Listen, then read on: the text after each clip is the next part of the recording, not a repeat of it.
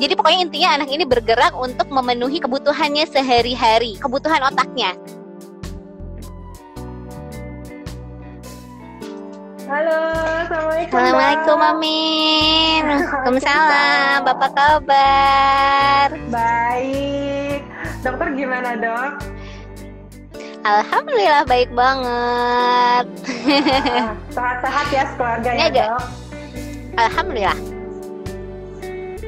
Suaraku aman nggak, Dok? Aman, tapi kayaknya agak terputus ya Mbak Rolen ya. Kalau aku dengar dokter enggak sih aman? Ya tapi freeze gambarnya. Oh gitu, aku freeze di di dokter ya? Dokter, sebelum kita mulai boleh dong perkenalkan diri kepada followers Parent Talk. Pasti banyak nih followers baru di kita yang ingin tahu. Silahkan, Dok. Oke, hai semuanya. Nama saya Adila Hikmah Zakiati. Saya adalah dokter kedokteran fisik dan rehabilitasi, atau kalau bahasa Inggrisnya dibilangnya fisiatris. Dan saya salah satu dari co-founder Rainbow Castle. Nah, sekarang aktivitas saya banyak di rumah sakit dan di klinik, dan menulis buku, kemudian ngurus anak-anak. Yang paling penting adalah ngurus anak-anak sebagai full timer mother, gitu aja. Oke, Dok.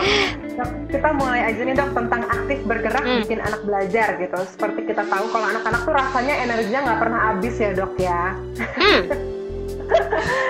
Kalau gitu, tahapannya tuh sebenarnya apa sih, tahapan kemampuan gerak mereka dari bayi sampai 3 tahun gitu?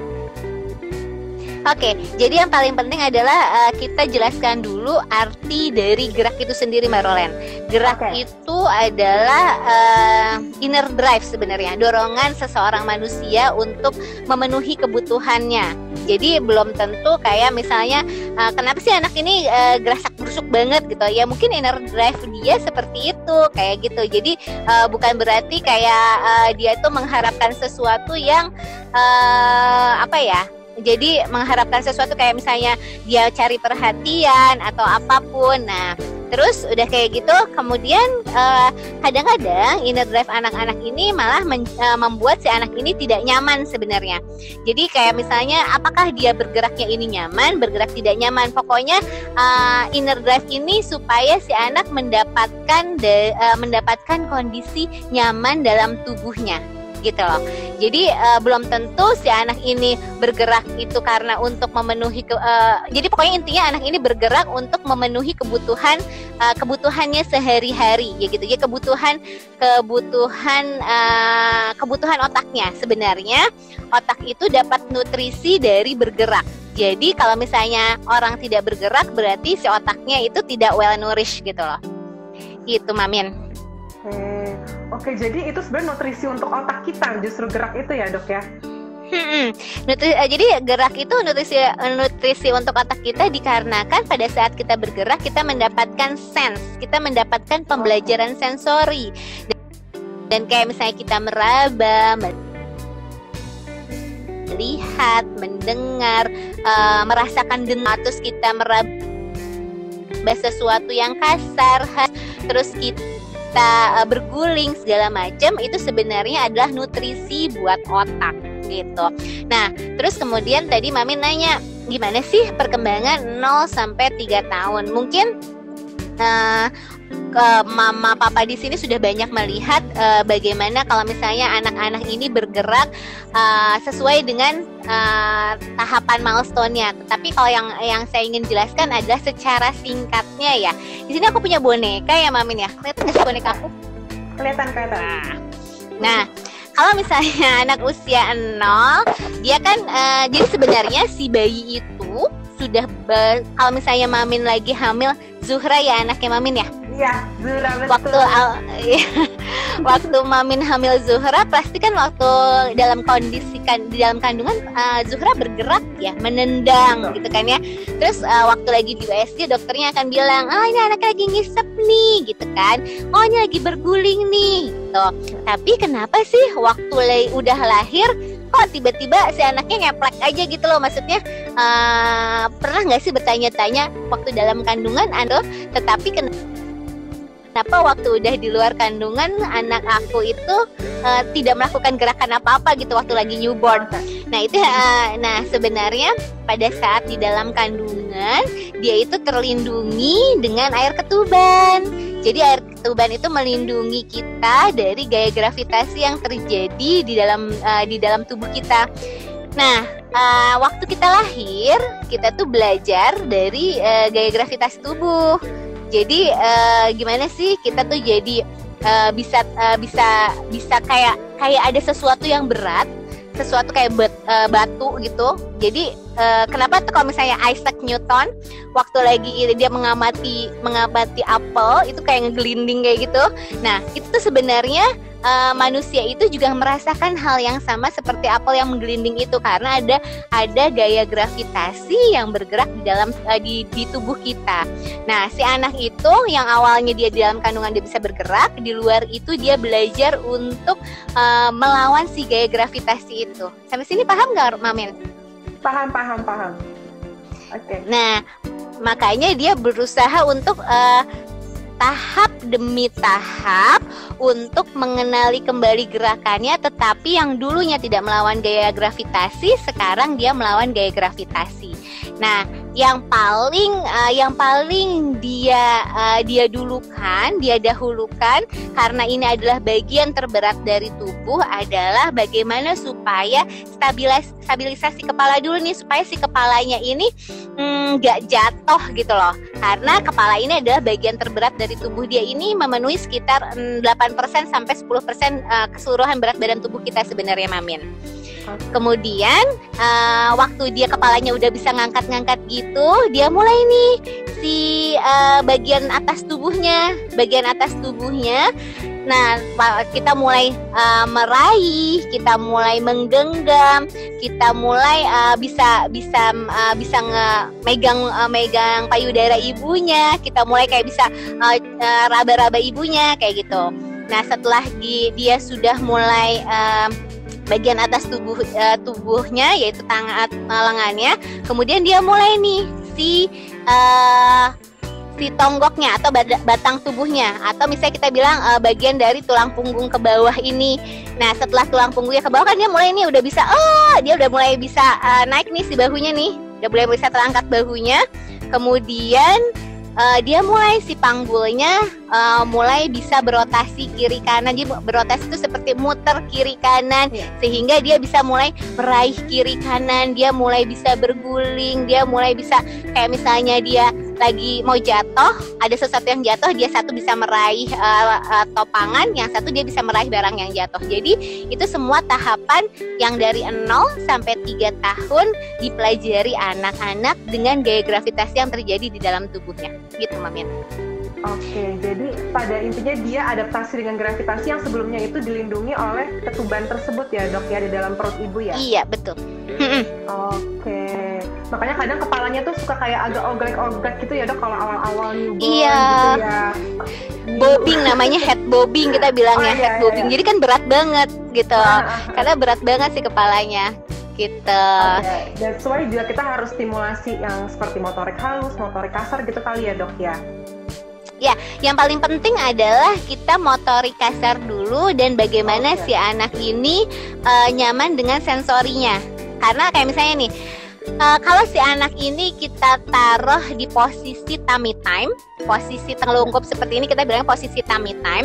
Itu tuh kan sebenarnya spraynya mungkin ada bau pesing, terus spraynya mungkin kasar, halus, atau mungkin ada tekstur bed cover segala macam. Nah, ini yang akan membuat si anak merasa belajar, aku nyaman nggak ya di tekstur seperti ini, aku nyaman nggak ya nanti aku ngangkat kepalaku seperti ini, kayak gitu.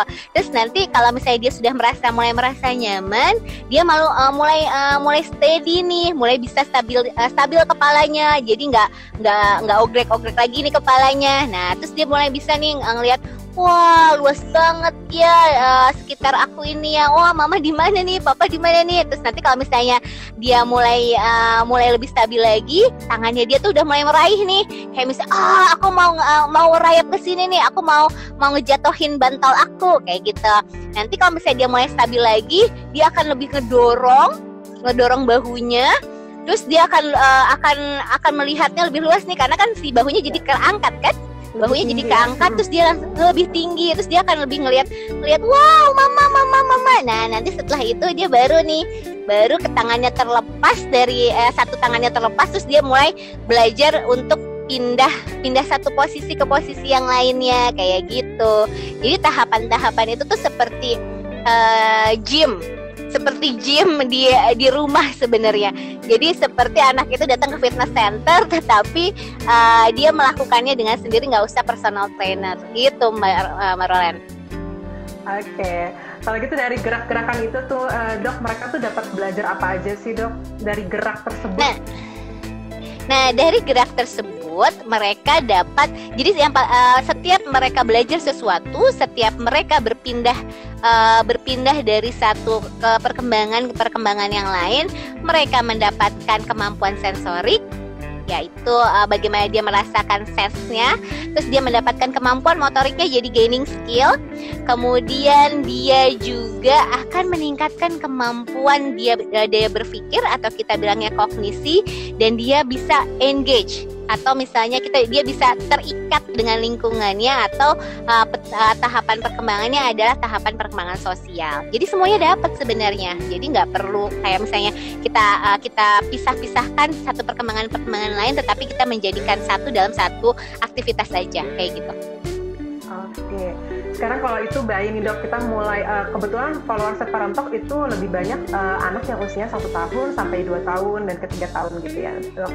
Nah biasanya nih umur segitu kan geraknya banyak banget nih dok, ya kan? Terus rasanya kok kayak nggak pernah capek. Nah kita tuh sebagai orang tua memfasilitasinya tuh gimana sih dok? Kadang kan anak mau loncat-loncat, mau lompat, kita orang tuanya panik gitu kan.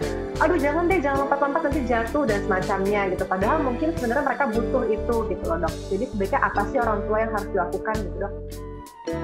Oke, sebenarnya yang harus orang tua lakukan adalah mereka butuh pengulangan. Semakin sering pengulangannya, itu akan semakin terampil. Jadi anak itu kita itu butuh keterampilan kita itu nggak dalam sekali 2 kali pengulangan, tetapi kita butuh keterampilan kita itu sekitar 100 sampai 10.000 pengulangan. Sampai si otak kita tuh bilang, oh ini gerakannya oke nih buat kamu, oh ini gerakannya aman nih. Nah nanti kalau misalnya kamu jatuh, kamu harus ngelakuin gerakan ini. Contoh nih, misalnya dia si anak 1 tahun 12 bulan nih ya, dia baru belajar jalan, terus dia keserimpet, kesleo lah ya, maksudnya keserimpet, terus dia meluncur kayak gitu. Nah terus kan kalau misalnya kita langsung bilang, ayo kita gendong gitu kan ya, maksudnya orang tuanya tuh langsung proteksi si anak kayak gitu, panik kayak gitu ya. Nah yang terjadi si anak itu tuh nggak akan punya kemampuan belajar. Kalau tadi aku jatuh, aku berdirinya kayak gimana? Kalau aku tadi jatuh, nih supaya aku tidak mengulangi kejadian jatuh itu lagi tuh seperti apa? Terus kalau misalnya nanti aku jatuh, terus aku mau berlari lebih kencang lagi, itu tuh seperti apa yang harus aku lakukan? Kayak gitu loh. Jadi dia tuh belajar banyak dari jatuh itu. Jadi anak itu harus merasakan jatuh pertama, karena dari jatuh pertama dia akan belajar lebih banyak lagi. Kayak gitu loh Mbak. Oke, jadi pengulangan. Nah itu berarti orang tua harus tahu mana yang mungkin dilarang sama yang enggak gitu ya dok ya? Ya, jadi makanya kalau misalnya memang anaknya masih di bawah 3 tahun, itu limitasi barang di rumah tuh penting banget. Karena kan ya mungkin pertama supaya biar kita waras ya. Karena kan kayak misalnya kita pakai Gucci dari Cina, atau misalnya kristal Swarovski kayak gitu kan. Itu anaknya narik, anaknya nyenggol kayak gitu. Nah sebenarnya barang-barang yang kayak gitu tuh yang sebenarnya nggak terlalu penting pada saat perkembangan si anak tuh lagi pesat-pesat banget. Karena nanti si anak tuh kalau misalnya terlalu kayak jangan, yang terjadi si anak itu dia nggak punya kemampuan bergerak yang banyak. kemudian si otaknya itu jadi tidak well nourished, ya kan ya, dia tidak ternutrisi gitu si otaknya. Terus dia jadi nggak punya problem solving, kemampuan berpikirnya jadi cenderung terbatas, terus kemampuan sosialisasinya terus dia akan bilang kayak gini, oh jadi hidup aku tuh seperti ini ya, oh jadi mendingan aku di perut dong, aku bisa tendang-tendang, bisa guling-guling, terus kalau misalnya aku di rumah aku kayak di penjara kayak gitu loh. Jadi dia harus belajar lebih banyak. Tapi kalau misalnya belajar lebih banyak, kita juga harus fasilitasi ruangannya seperti apa, ruang geraknya seperti apa, terus bagaimana reaksi kita terhadap si pola geraknya kayak gitu. Oke, berarti intinya juga kita orang tua harus kasih kesempatan gitu ya dok ya. Kasih kesempatan. Karena si kemampuan nanti kalau misalnya motorik kasarnya sudah terbentuk, motorik halusnya akan lebih bagus, kemudian dia akan masuk ke functional skill yang baik. Saat dia functional skillnya baik, dianya nyaman dan dia bisa menjadi makhluk sosial yang memang engage dengan lingkungan dengan oke gitu. Jadi ini kan yang kita harapkan kalau misalnya anak kita besar nanti kayak gitu kan. Betul sekali dok, berarti kita harus kasih kesempatan dan pengulangan tadi repetition. Nah tapi dok, masalahnya kita kan sekarang lagi pandemi nih, nggak bisa ke playground ya kan, harus di rumah aja gitu. Kira-kira apa ya tipsnya nih dok? Sebenarnya playgroundnya anak-anak itu nggak usah ke taman. Jadi playgroundnya anak-anak itu adalah, dulu ada salah satu teman saya yang bilang playgroundnya anak-anak adalah tubuh bapaknya dan tubuh ibunya. Kayak misalnya ibunya, kaki bapaknya bisa jadi prosotan, tangan bapaknya suka bisa bikin kita jadi roller coaster kayak diputer-puter si anaknya, atau misalnya si anaknya bapaknya bisa jadi gantole, digantungin tuh lengan bapaknya kayak gitu kan. Terus dia akan merambat seperti dia ada di gunung waktu bapaknya lagi tengkurap, atau misalnya mijet-mijet bapaknya kayak gitu kan. Nggak perlu alat-alat yang susah sebenarnya, karena sebenarnya tubuh orang tuanya sendiri itu sudah sangat dikenal sama si anak-anak dan itu akan meningkatkan bonding, ya nggak? Betul sekali. Tapi kadang juga anak aku bisa nih dok, di taman suka ada step-step yang mungkin lebih tinggi, lebih rendah, itu biasanya dia kreatif sendiri nih dok, tiba-tiba dia lompat, ngulang-ngulang terus gitu ya dok. Dan itu saatnya aku membiarkan atau memberikan kesempatan gitu ya dok ya. Ya, karena sebenarnya opportunity itu akan dibutuhkan pada setiap ada pembelajaran baru. Kalau misalnya kita terlalu overproteksi, yang terjadinya kesempatan itu tuh tidak terbuka. Oke, nah dok, kalau tadi kan anak-anak yang aktif, aku pernah baca nih dok, kalau ada orang tua yang sharing gitu nanya, kalau anaknya itu setiap pagi tadinya mau diajak untuk berkegiatan fisik gitu ya dok, maksudnya tujuannya biar kebutuhan geraknya halo dok? Iya, dengeran. Oke. Biar kebutuhan geraknya itu terpenuhi gitu, tapi ada anak yang ternyata justru nggak tertarik nih dok untuk diajak pagi hari gitu, malah dia aktifnya banget tuh baru sore ke malam gitu dok. Nah itu apakah tidak apa-apa atau gimana tuh dok? Jadi ada namanya state of arousal. State of arousal itu adalah tingkatan kesiapan manusia. Jadi itu sebenarnya setiap kita gerak, setiap kita beraktivitas, setiap kita siap untuk belajar, itu ada namanya arousal. Arousal itu adalah kesiapan kita dalam menerima pembelajaran. Nah, arousalnya itu ada lingkaran arousal. Dari mulai dia just right state itu adalah sangat siap untuk belajar. Jadi belum tentu kayak misalnya anak bangun itu kita langsung bilang oh anak ini udah bangun, anak ini siap untuk belajar belum. Itu kalau dia bangun, dia bahasa Inggris jadi bangun. Nah, terus kalau misalnya dia ngedengar suara ibunya dan dia menoleh ke suara ibunya, itu juga belum arousal, tetapi alert. Dia akan dia sudah mulai peka terhadap suara ibunya. Tapi kalau arousal, diajak ngomong sama ibunya, "Adek, mau mandi nggak?" "Enggak, masih ngantuk." Dia udah mulai itu aroused. Nah, arousal ini ada namanya just right state, ada namanya hypoarousal, ada namanya shutdown, shutdown, ada namanya high arousal, ada namanya hyper arousal. Aku jelasin satu-satu, Mamin boleh? Boleh banget, aku catat kayak kuliah. Nah, kalau yang just right state tadi aku bilang, dia kondisinya siap. Tapi kalau hypoarousal, dia bangun, dia anaknya bangun ya, melek anaknya bangun. Terus waktu dibilang Ade masih ngantuk, enggak, kayak gitu, enggak. Ada mau main nggak? Enggak, kayak gitu tuh hypoarousal. Nah, kalau shutdown, Dek, tolong ambilin ini dong, tolong ambilin gelas. Dia udah bangun, dia bisa disuruh, tetapi waktu dia ambil gelas, dia ambil gelas, anaknya langsung tidur. Jadi dia kondisinya shutdown. Jadi tuh dia tuh cuma punya kesiapan tuh sedikit banget.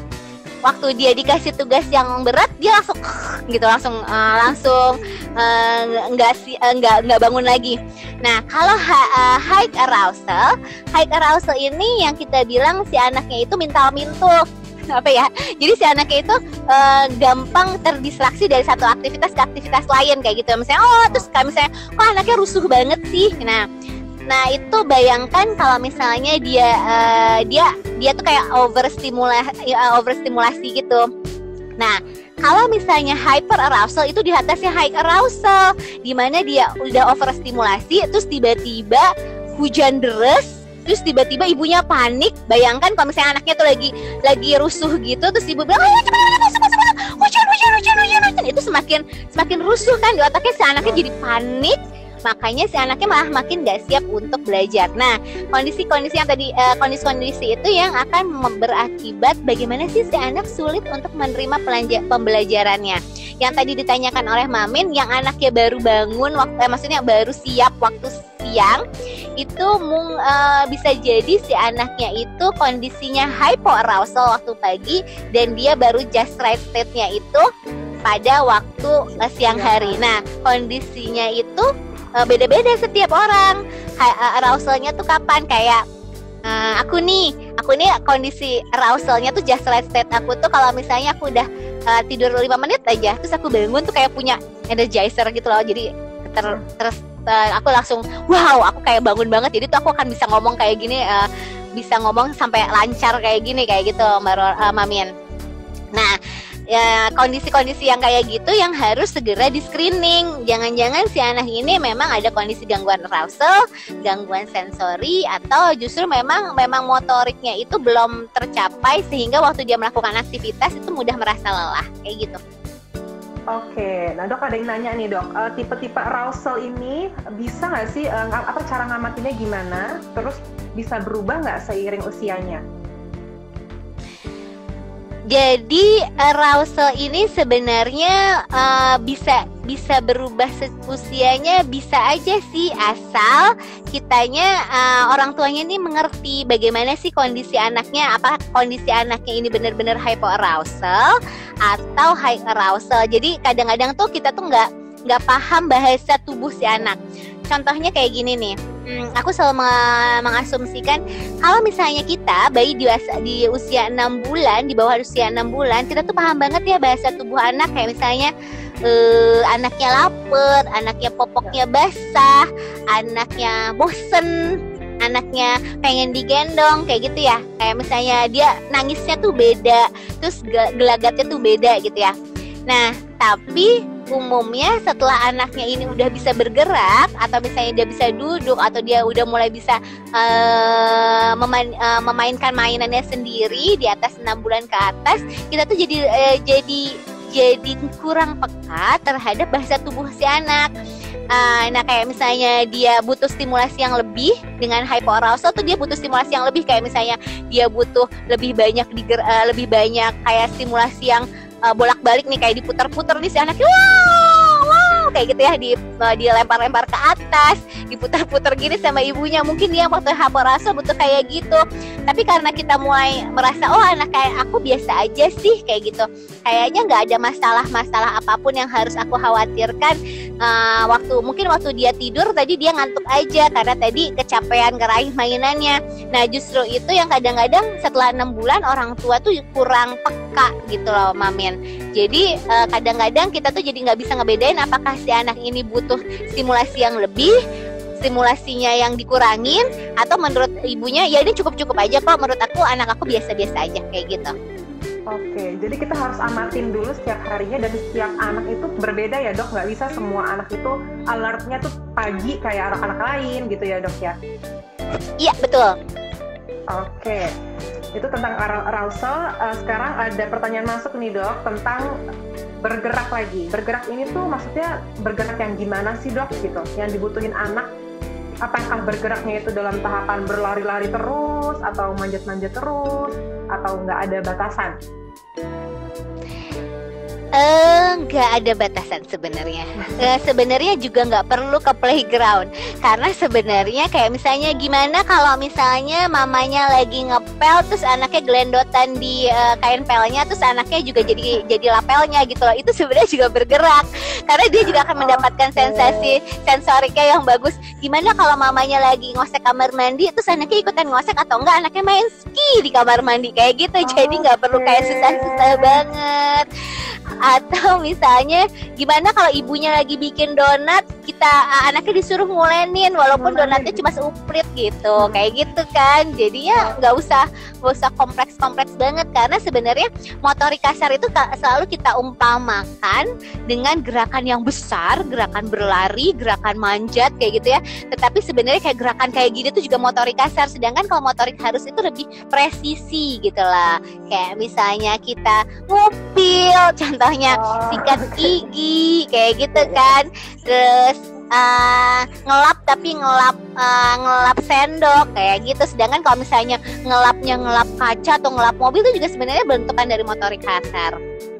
Oke, jadi selama ini kan kita orang tua taunya motorik kasar tuh cuman jumping, mungkin ya sliding yang gitu-gitu ya dok. Padahal sebenarnya di rumah kadang anak juga suka mau bantuin kita, sebenarnya kita kasih kesempatan pun itu udah kesempatan bergerak untuk mereka gitu ya dok. Iya betul banget. Oke, sekarang ada pertanyaan lagi. Tadi batasan nggak ada ya dok. Berarti sekarang yang terakhir nih dok, kondisi yang orang tua perlu waspadai, seperti screen time kan meningkat, kita harus ngapain aja, terus atau ada kondisi-kondisi tertentu yang kita butuh, wah kayaknya harus ke dokter nih untuk cek gitu. Nah, permasalahannya orang tua, guru, bahkan muridnya itu tidak siap dengan kondisi pandemi sekarang. Iya nggak sih Mamin? Maksudnya kita semua juga kayak gelagapan pada saat awal pandemi ini. Nah, terus udah kayak gitu kan, sebenarnya guru dan orang tua tuh tahu batasan screen time tuh seperti apa. Tapi karena dengan kondisi pandemi kayak gini nggak mungkin suatu lembaga itu tutup gitu, karena semua anak harus dirumahkan atau diliburkan gitu. Tetap aja sekolah juga harus berjalan, atau misalnya pun juga ada homeschooling gitu kan ya. Nah, yang paling penting adalah si anak itu tetap dibolehkan bergerak pada saat dia beraktivitas walaupun lewat screen time. Jadi kayak misalnya gurunya udah on nih, udah online, udah live, terus udah kayak gitu, ibunya si anaknya ngacir nih kemana, terus ibunya bilang duduk dong, namanya sekolah duduk kayak gitu kan.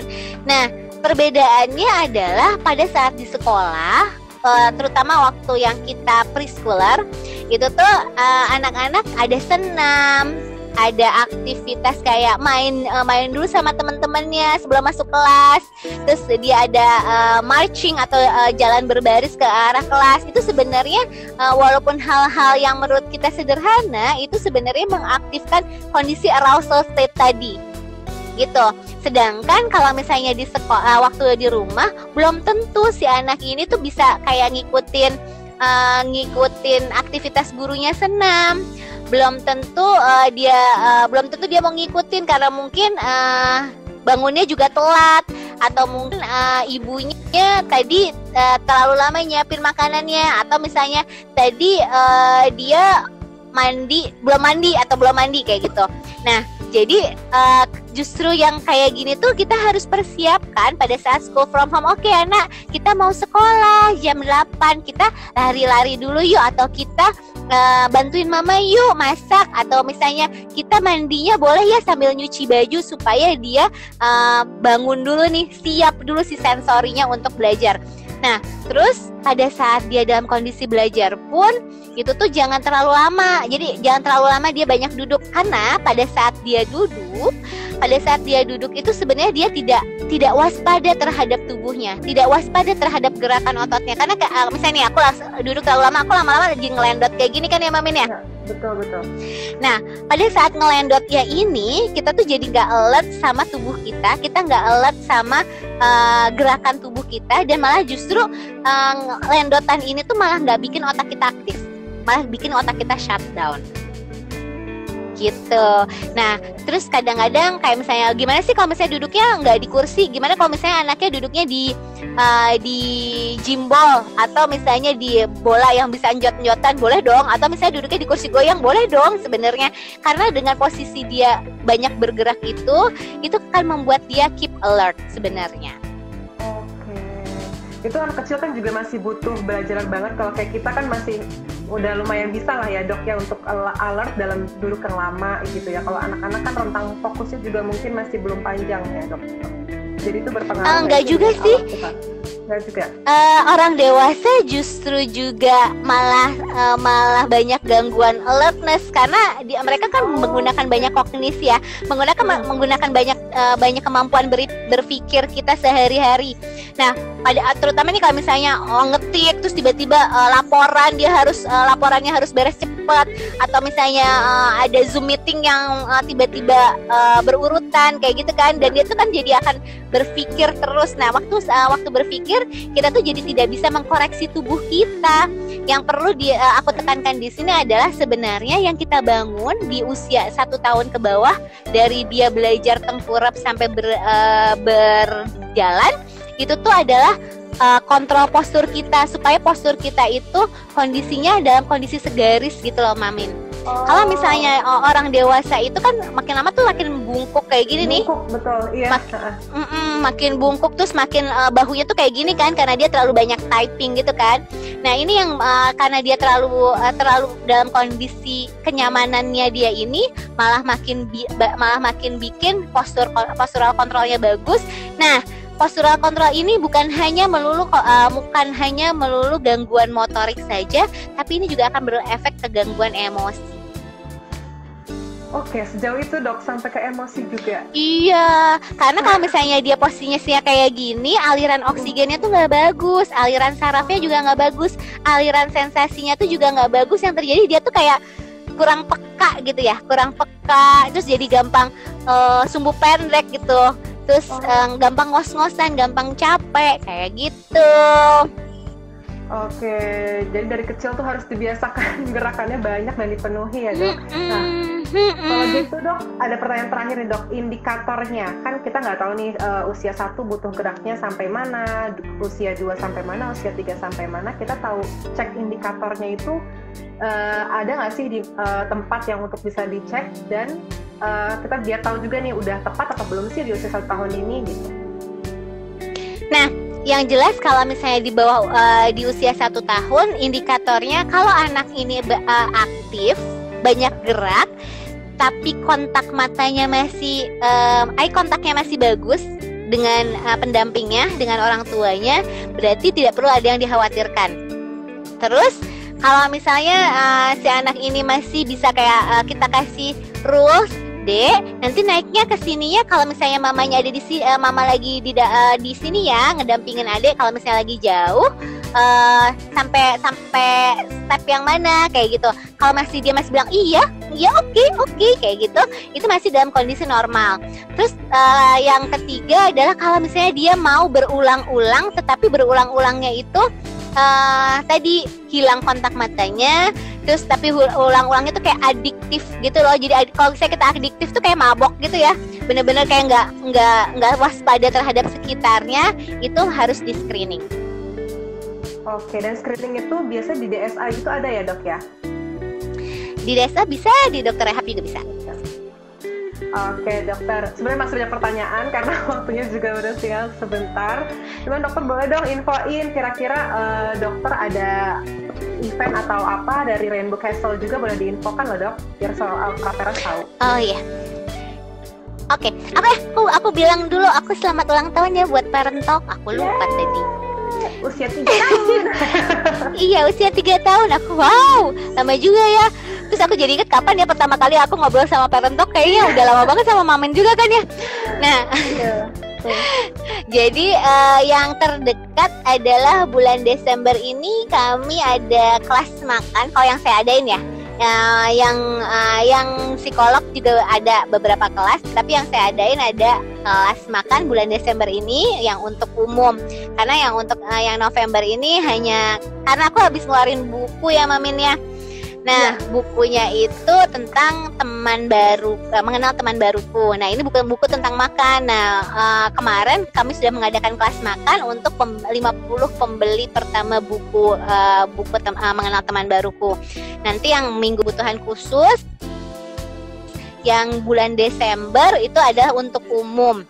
Dan insya Allah di tahun depan kami akan mengadakan seri milestone. Jadi bagaimana ini satu serial di mana semua milestone itu akan saling terkoneksi kayak gitu, Mamin. Itu seru banget. Kalau anak aku masih 0 mungkin aku ikutan. Ayo punya anak lagi. Nanti dulu ada. Dok, kalau misal tadi buku boleh nggak sih dijelasin tuh tentang apa sih dok? Judulnya kan tadi teman baruku tuh.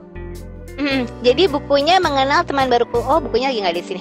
Jadi bukunya itu bagaimana kita mau mengenalkan proses makan pada anak.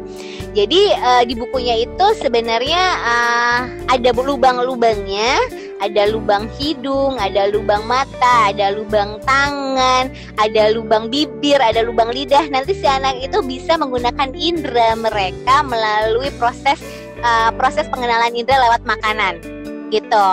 Nah, terus udah kayak gitu sebenarnya ini buku bagaimana supaya orang tua tuh waras sebenarnya ya. Aku bikin buku ini sebenarnya bukan buat anak-anak, tetapi buat orang tua. Ini loh sebenarnya tahapan-tahapan yang harus dipelajari anak-anak pada saat proses makan. Bagaimana kita